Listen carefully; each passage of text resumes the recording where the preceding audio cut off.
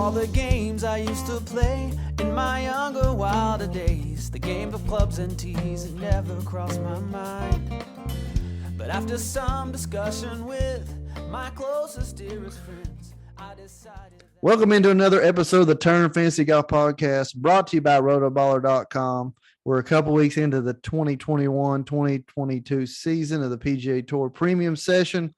Joe Nicely is here with me, lead golf editor at Rotoballer.com. Joe, Rotoballer.com is hitting the grind hard on NFL, and just like they are, we are too on the golf front. This week plus 6 more weeks to go with the fall swing. Joe, what does the Rotoballer have going for us for as far as premium package right now? Yeah, man, I encourage people to go visit Rotoballer.com right now. This is actually the best time of the year to sign up for our PGA Premium Package. You can use my promo code NICE, N-I-C-E, and grab that for less than $65 right now, Andrew. That takes you through next year's Tour Championship. So you're getting almost a calendar year of our PGA DFS Research Station, my DraftKings Core 4, Spencer Aguiar's Vegas Report, Josh Minnett's Course Breakdown. You get all that and more every week for less than $65 for almost a calendar year. It's the best deal that we run all year. So definitely encourage people to go to rotoballer.com. Check that out right now. Thank you, Joe. Rotoballer.com, best place in the world for your daily fantasy needs. Now on to golf. Last week, Sanderson Farms Championship, Sam Burns 22 under. Holding off none other than the Nick Watney. I feel like I hadn't said his name in a decade, Joe. 2003 he turned pro. 2006 he was looking like he was going to be a future star in golf. I actually put his game right there to say like a Harrison English, Joe. Hits the ball a long way, hits his irons great, decent putter, a little rough around the greens. But what can we say about Nick Watney? Now as a mid-30s-year-old guy that's got a lot of time under his belt, but just hasn't been there in close to a decade competing on a regular basis, Joe. But Sam Burns with another victory. What can we say about the Sanderson Farms Championship? Yeah, man, fun event. Lots of guys out there going low, so that always kind of makes it a fun sweat, especially from DFS. A DFS perspective, you're kind of never really out of it. If you get all 6 of those guys through the cut, you can have a guy in your lineup go out there and shoot a 62 or something, and you're right back in the thick of things. But to kind of follow up with Nick Watney, really good to see him up there. Kind of a veteran guy now at this point. It seems like guys our age, Andrew, remember Nick Watney as a young player, kind of young, up and comer. A lot of people, a guy that a lot of people had pegged as a star, but it's kind of hit some tough times over the last few years. And really interesting, he's actually playing on a one-time exemption, top 50 all-time money list. Is the only way he's actually playing this year is due to that special exemption. So really cool to see him play well and get a runner-up finish. That's going to propel him a long way this year. And we said it before, Andrew, these tournaments matter. When we start talking about FedEx Cup points, qualifying for a PGA Tour card next year, getting into the Masters, WGC events, these tournaments are very important. We'll talk about a couple guys this week who it's important for. But as far as Sam Burns, man, we mentioned him a lot on this show over the past 18 months or so. He's a player we really like. He's got a very modern game that sets up very well for these modern day golf courses. Bombs it off the tee, hits his irons well, and he's a great putter. So that's going to go a long way kind of on these modern tracks on the PGA Tour schedule. His second win in just a little over 6 months, I believe. And I think he's got a lot more coming, man. Really talented guy. Absolutely. Sam Burns, future star, bombs it, putts good, nerves of steel. Interesting in Nick Watney. Like I said, I haven't talked to him in nearly a decade, but he's an all-time top 50 money leader. Think about that. Yeah. And you're going to be able to find him in the low 6K range a lot in tournaments that he's in until you see some consistent play out of him. So I don't know.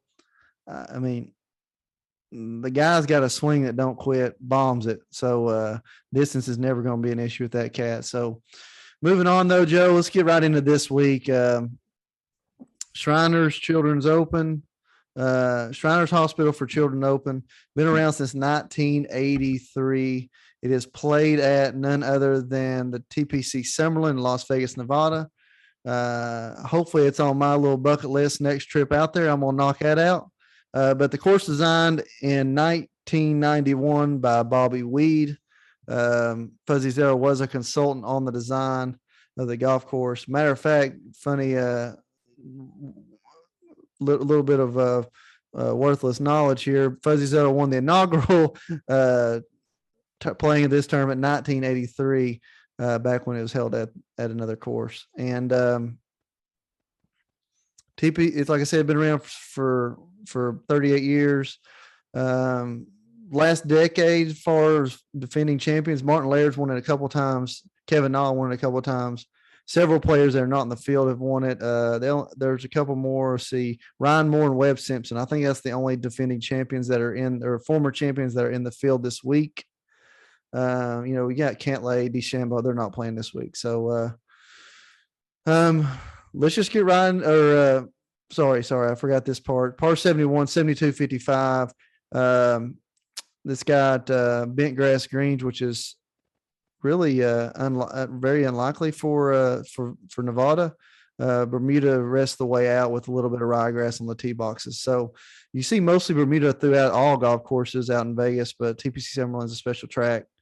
Like I said, it's definitely on the bucket list. Top five track in Vegas to play, I think. So let's just get right into the slate, Joe, not wasting time. Surprisingly enough, Brooks Koepka in the field this week at 11-1. I guess he's feeling a little healthier, wants to get the rust knocked out in the fall. So let's just start. Brooks Koepka, probably the cat's meow on this track. However, there's some good players up here above 10K. Will Zalatoris, Webb Simpson, Abe Anser, Hovland, Burns, Kepka. Now, like I just said, that Kepka is probably the cat's meow here at the top. He is, if you look at his accolades, his resume, but probably going to be avoiding him in this field, Joe. Scores are going to be low, even though it's a par 71. Not very long golf course for the altitude. Joe, is anybody here in these top 6 players I just said that you're going to have your highlighter out and be highlighting them? Yeah, man, several guys I think you can look at up here. Obviously, these are top-notch players up at the top of the board. And as we get on through the salary scale, Andrew, this is actually a really strong field, man, to be a swing season event. Some really good players teeing it up this week. So excited to get into this one. It's always a fun tournament. As you mentioned, I think we're looking at 20+ under to win this thing this week. And that kind of makes me scratch my head a little bit about Brooks Koepka and what to do with him. He's a guy we like to play on tough golf courses, a guy we like to play in big-time events.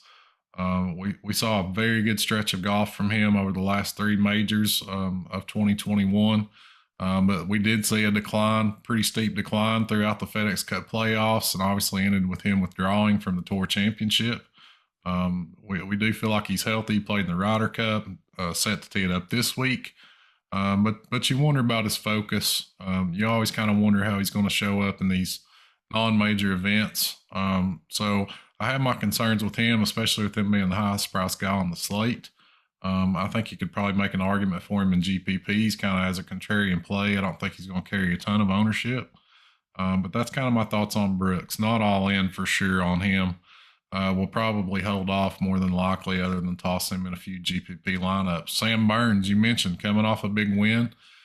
This cat is very streaky, man. After his win at Valspar earlier this year, he almost went back-to-back. Finished runner-up at the Byron Nelson, so I wouldn't be a bit surprised to see him keep things going, man. Had a great week last week, tee to green. Gained 8.3 strokes on approach last week, 6.1 strokes off the tee.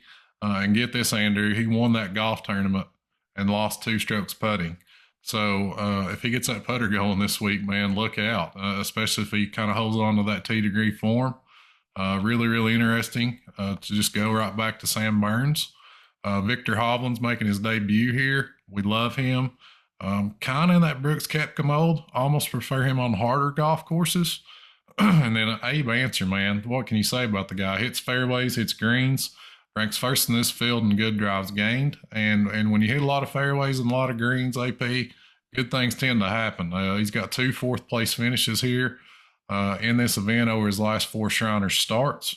Love his form, love the course history, love the fit. So Abe Anser up here at the top might be my favorite above 10K, though I will toss out Webb Simpson, who's been a course history beast. Got a win here back in the day and has not finished outside the top 20 in his last 4 Shriners starts. Webb, kind of after a disappointing 2021, he'd like to make a big statement this week. So some really, really strong options up there at the top of the board, man. Yeah, I love Abe Anser and Webb Simpson both. If I was pulling just write down 2 names without looking at any statistics at all, it went ahead and be with them because they fit that mold of par 71 around 7,000 yards. They seem to be right there. And if they've got good course history, especially Webb Simpson, he seems to show up in the same tournaments every year. So I like those 2 names a lot. Moving on down the 9Ks, not very many names in here, but a 2-time winner and Kevin Na. I think, Joe, this is one of those 4 tournaments you circle Kevin Na's name, and unfortunately, as much as you dislike to play him, I don't see him WDing in his home on his home course. So I like this group right here, Siwoo coming up. I love Kevin Na. Just love him. And another name I like in this group, Scotty Scheffler, 9,700. I like Kevin Na the most just because, 2-time winner, he's going to be up there. So what are you at on this group? Yeah, I think both those guys are certainly in play, man. We know Kevin Na's history here. 2-time winner in this event. This is, as you mentioned, one of the handful of courses where you can really kind of roster him and feel well about the way he fits the golf course with his lack of length. Throw a couple names at you, AP, that you didn't mention. Hideki Matsuyama, coming off his best ball striking week a couple weeks ago at Fortinet, coming off his best event in several months. Really looked good tee to green there. And I think this is the type of golf course where he can succeed. And then coming in hot, man, our boy Siwoo, he's played well here. Has a T15 and a T8 over his last 3 Shriners starts. And he's coming in hot, man. Had a T8 last week, gained 5 strokes on approach, had a T11 in Silverado. We know he's very, very streaky, and we kind of want to ride the hot hand with him. But I am a little bit scared of this price tag. That'll kind of bump me down a little bit on Siwoo. But man, the course history and form really are a nice combination for him this week. Yeah, you know me, I have a hard time putting Siwoo up there just because of the consistency rate with him, especially if you're lining him up against this group of guys. But you're gonna get a little bit of discount versus the group. But just paying 100 more DK points, I'm gonna go with Kevin Na over him every time. Moving on down to the 8K range, it feels like this group, talent wise and namesake wise, a lot stronger than the 9K range. Kind of weird here. I like nearly all the people in this spot right here, and I could see the winner easily coming out of this group. Is Patrick Reed going to be on a revenge tour this year? That's the question we need to ask. Matt Wolff lost in a playoff here last year. We love Joaquin Needham any week. Seems like. How's Corey Connors 8,800 in this field, Joe? He looks like he'd be sure enough to be a 10K guy in this field. Loved him last week. Did not play great on the weekends. But I love all these guys in the 8K range. Joe, pick out a few for us. Yeah, man, I really don't think you're going wrong here. You mentioned Corey Connors, a player that I think we both really loved last week. Played okay, played well, looked good. His first start in a while, so he knocked the rest off. Course history here isn't great. He will need to get the putter going a little bit to make enough birdies to win here, but you have to love his tee to green ability. Patrick Reed, man, you mentioned maybe something we can look at also with Kevin Na and with Webb Simpson. I mean, these guys that were kind of snubbed for the Ryder Cup team, a lot of motivation coming into this season. So you never want to count Patrick Reed out, but he's not looked well. Had the illness stuff going on around the end of the season. So not my favorite play this week other than maybe a contrarian look. 2 guys you mentioned I really like. We're talking GPP upside. We're trying to win tournaments, trying to build rosters that can win tournaments, Andrew. Joaquin Niemann and Matthew Wolff. Definitely circling those guys this week. Definitely going to have a lot of exposure. I think Niemann's probably the more consistent, conservative option between the two. He's played well here, has a top 10 and a T13 over his last 3 Shriners starts, and had a really consistent season last year, man. But another guy with upside doesn't have consistency. There's definitely some volatility. We don't know what we're getting from one week to the next. But Matty Wolff, man, we talked about him on this show last week as kind of locking him as a GPP option. He shot 11 under combined for the weekend last weekend, Andrew. and he's rolling into a golf course where he lost in a playoff last year. So love that upside there. Just roster him knowing, hey, there's a 78 in him, but there's also maybe a 62 in him. So I really like him in GPPs there at 8,200. I love Matt Wolf right now. Just don't know where his mind's at, Joe. Moving on down to 7,000s. Another hugest plethora. It's going to be hard to pick out a great value play of the week, I think, in the 7K range. It's a really good field. Yeah, there's just a lot. There's a lot of guys right here in the 7K range. Russell Henley, who you love, Miko Prayers coming on, Kevin Streelman, Vet, Maverick Mcneely, who we all love.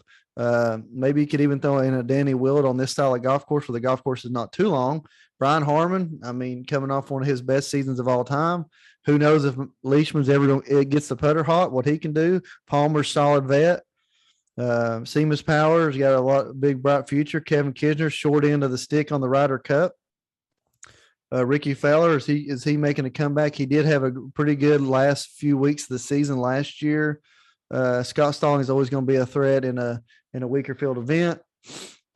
Stuart Sink, vet, who coming off probably his best year in a decade. Martin Laird, two-time champion and defending champion. Norlander last week, coming up just a little bit short. Ryan Moore, defending champion. Lucas Glover, who has great tournament history here, probably one of the best in the field over the last 5 years. Joe, 7K range is going to be the toughest one to red light people, I think, to scratch them off your list. Very deep, going to be very hard to find. Oh, I even forgot Cameron Young, who's probably kicking himself, who bogeyed the par 5 on the back 9, losing to 1 to Sam Burns eventually. Joe, 7K range. Can you pick anybody out here that's going to separate from the rest of them?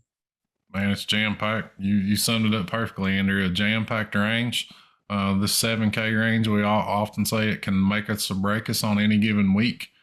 Some weeks we're struggling to find just a couple of guys that we like, and on a week like this, we're really struggling to kick some guys out to try to narrow things down a little bit. I'll hit on a couple guys, even though there are more than a couple really good plays in this range. I feel like it's a good bounce back buy low spot on Mito Pereira there. We saw him at 9.9K last week, all the way down to 7.8K this week. This field isn't that much stronger, and he didn't actually play bad last week. He actually gained 5.6 strokes on approach, Andrew, at the Sanderson, but he just lost 4.7 strokes putting. So really good tee to green. His second great, really good tee to green outing. Really good iron player, which is something we're looking at here. And he has performed a little bit better on bent over his short career. But, I'm willing to buy the dip here on Mito, especially if his ownership kind of takes a hit after an underwhelming outing last week. I'll go right back to the well. A young player we like, Maverick McNeely, doesn't have great course history here, which is kind of surprising. He's got a home out in Vegas, plays this golf course a lot, works with Butch and Claude Harmon out here in Vegas. So I think we can give Maverick McNeely a look. You could make the argument he's a different player now than he's been in the past. Feels like he's really made some great strides over the past year. Danny Willett, just want to give him a shout out, man. Congrats on a win last week in Europe. So you kind of have to wonder where he will be coming off that big win over in Europe last week. Norman, I really like. You mentioned him. He's a vet. Great course history, kind of tanked, honestly, coming down the year. But you mentioned the type of season he had. Played extremely well in the major championships, had a top 5 at the Players. And the course history here is phenomenal. So he's a veteran. You can kind of bet that we'll get back on track this week. Really like him. As we move down towards the bottom, just continues to be lots of solid options. Talk about a guy, Andrew, we're taking on a little volatility, kind of in that Matthew Wolf mold. Had a really good Sunday at the Sanderson and has got really good course history here. Top 20s in 3 of his last 4 Shriner starts. Our boy Luke List down at 7,200. Always seems to be gross when you look at the numbers, especially with the putter. But man, he's just a ball striker extraordinaire. This is the type of track where he can get things going. Going to give Luke List a look in tournaments, and that kind of does it. That's all I'm gonna hit on the 7K, Andrew. I think we could talk about this range all night, but we'll keep moving it along, man. Just really love this 7K range. I think there's a lot of ways you can go this week. Couldn't agree more, Joe. You basically reiterated everything I said. So moving on the 6K range, we're going to have some similar issues down here. A lot of vets down here that have competed, and a lot of newcomers. I mean, just going to have to. It's going to be hard to really eliminate people down here. I would say that I feel like as you get down here in the 6K range, you're going to look for major upside down here and less value. So if I'm down here looking around, it would be hard for me to like pin myself to let's just say like a Matt Kuchar who's 6,600. Whenever you feel like Matt Kuchar's having a pretty good weekend, is going to be a top 20. Whenever or compared to let's say somebody like Garrett Higo or what about just last week, a Hayden Buckley who nearly came away with a victory. He's down here, a Doc Redmond. I feel like if you're going to pick down here, let's go for it all. Let's don't just go for a top 20. Somebody, I'll even throw it out there. He might be done, but I'll even throw out there like a Doc Redmond.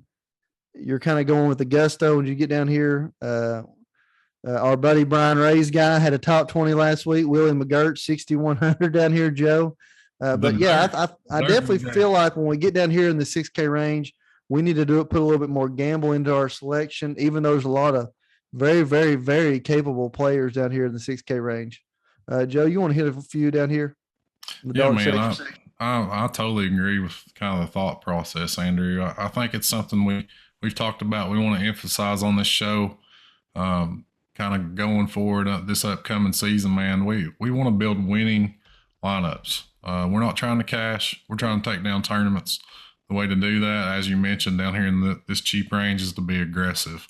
We want to look for guys with upside. We're not so concerned with making the cut, but we're looking for a guy that can get us a top 10 at $6,700.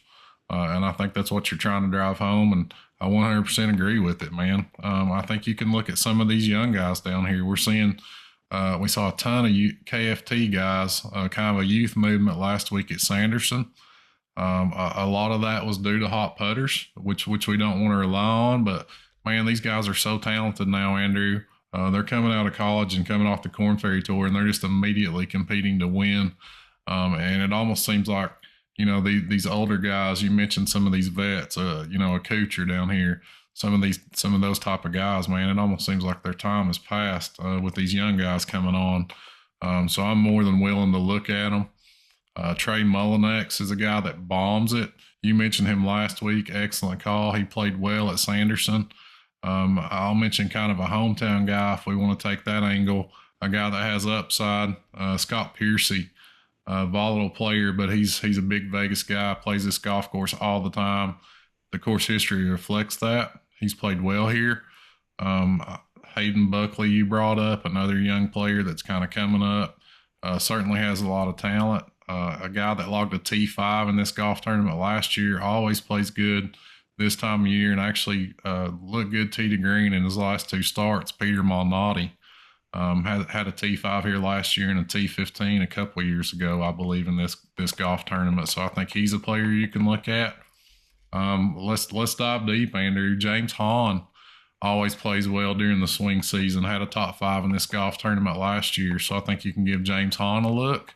My boy Grayson Sigg let me down in a huge way last week, unfortunately, but at 6,200, I'll go back to the well. I believe in him. I think he's a talented player. Had a really bad round Thursday, forced him to miss the cut, but I'm fine going right back to the well with a Grayson Sigg, a guy with that kind of talent. What about 32-year-old UTC grad, 32-year-old PGA rookie Stephen Yeager, tied for 26th last week, struggled a little bit on the weekend coming in, but this seems like a course that's going to be fit for him. Putts well on big greens, Joe. Yeah, man, Yeager he's so frustrating to me because he's got so much talent, borderline dominant on the Korn Ferry Tour for a few years now, and it just seems like he can't make that step when he gets on the PGA Tour. He's made it up to the big leagues a couple times. Went back down the KFT, plays really well down there. So hopefully this time he can get it going. He's got a T20 on his resume in this tournament, Andrew. So we know the talent's there. It's just a matter of putting it all together. Yeah, and so Joe, saying that, who's your dart play of the week? I mean, there's really, you can go anywhere here, but what dart you throwing out there and hope it sticks? It's tough, man. Like you said, there's so many great options down here. I'm gonna go Luke List. I like the way he closed out last week. I love the ball striking. Some good course history here. He's a Vandy guy, Tennessee guy, so we like to pull him for Luke. So I'll toss out Luke List as my dart. Who you going with, man? Dart play of the week. I want to go a little bit more veteran, I believe. And it's really not as much of a dart as anything, but I'm going with Maverick McNeely, 7,700 and DK. Probably gonna have pretty good odds. I haven't even checked the odds yet on overall winner. I really like him. And like you said, a resident. Usually, this is a little stronger field than I usually like to go with somebody like him, but I mean, we think he can. You know, me and you've talked about it, we think he is a future star on the PGA Tour. So I like Maverick McNeely, but really, I mean, anything below 8K, just a ton of talent down here. So that's really nothing really out of sync. Who do you think is going to win, Joe? Where's your heart at this week? Man, I'm gonna go with the true meaning of the heart play. A guy that I'd really like to see play well. And a guy I'm really pulling for, and a guy that I think can play well. I'm gonna go Matthew Wolff.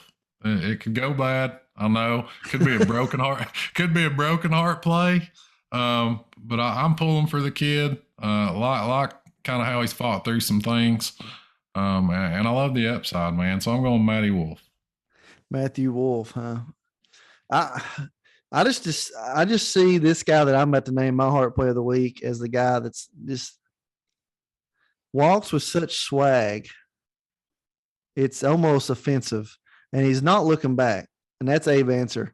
Every time I don't talk about him, he crushes me. Every time I do talk about him, he lets me down. But this is a golf course and not going to be too long for him. Yeah. Like you said before, if you hit a lot of fairways and a lot of greens, good things happen. And he's about one of the straightest hitters I've ever seen in my life. And his swag is unconscious at times. So yeah, man, he's not going back down from anybody. So no, Abe Anser for me, Matt Wolff for you. Love Abe Anser. Yeah. Don't be surprised, Andrew, to see Sam Burns play really well again this week. I'll toss that out there too. I like that play. I still think we've talked about Zalatoris seems like every week since the Masters last year. I just don't see a tournament. I don't really see his breakthrough victory being on a course that is going to be a 20 under. That's kind of holding me back. We wait till we get down to Florida and you're going to see them single digit tournaments. I could see him playing really well in those. So Joe, man, I appreciate it. If you like what you heard, hit us a like, get us subscribed, share with your friends, hit us up on Twitter. We're always there and active. We got this week plus 6 more weeks in the fall swing. Thanks for joining us just for this short time on your week. Give us a little bit of your life. I'm Andrew Putters. That's Joe Nicely. You have listened to the Turn Fantasy Golf Podcast brought to you by Rotoballer.com. I've already hit 3 in the lake. It's gone.